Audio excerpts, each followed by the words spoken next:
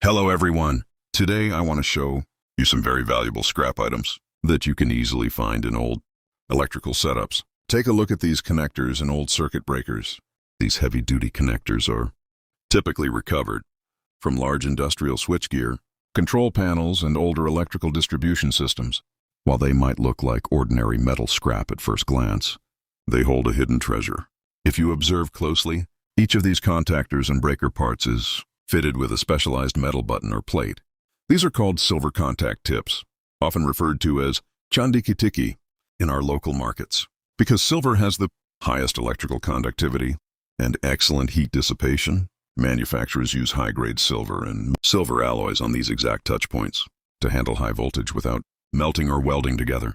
By carefully heat treating, shearing, or refining these connectors, we can separate these premium silver tips from the base copper or brass. It is an amazing way to recover precious metal from what otherwise looks like junk. So if you ever come across old electrical breakers and industrial contactors, make sure not to throw them away. Collect them, extract the silver, and unlock their true value. Thank you for watching.